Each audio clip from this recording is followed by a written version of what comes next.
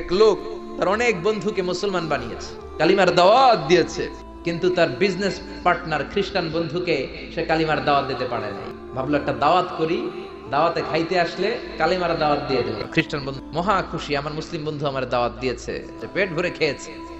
এরপর স্টারবাকসের 2টা কফি দুইজনে নিয়ে ডাইনিং টেবিলে বসেছে। খ্রিস্টান বন্ধুকে সে জিজ্ঞেস করলো, ও আমার বন্ধু, 20 লক্ষ খ্রিস্টানকে তুমি গোল গোল করে দাঁড় করাবা, তোমার কত সময় লাগবে? খ্রিস্টান বন্ধু বলে, 1 সপ্তাহ তো লাগবেই। মুসলিম বন্ধু বলল, ফাইন, এই 20 লক্ষ খ্রিস্টান কিন্তু একই দেশের হবে না। খ্রিস্টান বন্ধু বলে, তাহলে তো এটা আমার জন্য খুব টাফ হয়ে যায়, আমার 2 সপ্তাহ লাগবে। মুসলিম বন্ধু বলল, কি 20 লক্ষ খ্রিস্টান কিন্তু একই ভাষাভাষীর নয়। খ্রিস্টান বন্ধু কয়, তাহলে কিয়ামত পর্যন্ত আমি পারতাম না। ভাষা ভিন্ন, দেশ ভিন্ন, কালচার ভিন্ন, বয়স ভিন্ন। আমি বলবো সবাই দাঁড়ান, সবাই যাবে বসে। আমি বলবো বসেন, সবাই যাবে দাঁড়িয়ে। আমি পারবো না।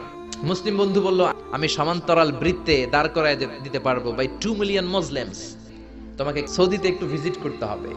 সে রাজু হয়ে গেল। বুদ্ধি করে জিলহজ মাসের 10 তারিখে নিয়ে গেল তাকে সৌদিতে। কাবাঘরের পাশে একটা বিল্ডিং আছে, আব্দুল আজিজের ওয়াকফ, 120 তলা উঁচু, এটার 80 তলায় একটা রুম ভাড়া করলো। খ্রিস্টান বন্ধু বলে, তুমি না আমার একটা ম্যাজিক দেখাইবা? মুসলিম বন্ধু বলে, চলো জানালার কাছে যাই। 80 তলা বিল্ডিং এর উপর থেকে জানালার কাছে যে যখন জানালা খুললো, নিচে তাকিয়ে খ্রিস্টান বন্ধু তো অবাক। 20 লক্ষ হাজী সাহেব একসাথে রুকুতে গেল, একসাথে সিজদায় গেল, একসাথে রুকু দেয়, একসাথে সিজদা দেয়। এই দৃশ্য দেখলে কান্না কলিজা ঠান্ডা হয়ে যেরকম, ঠিক কিনা? এই দৃশ্য দেখে খ্রিস্টান বন্ধু স্টার্টেড টু ক্রাই, কাঁদতে শুরু করেছে। কি নামে ধর্মের কি নাম? মুসলিম বন্ধু বলে ইসলাম।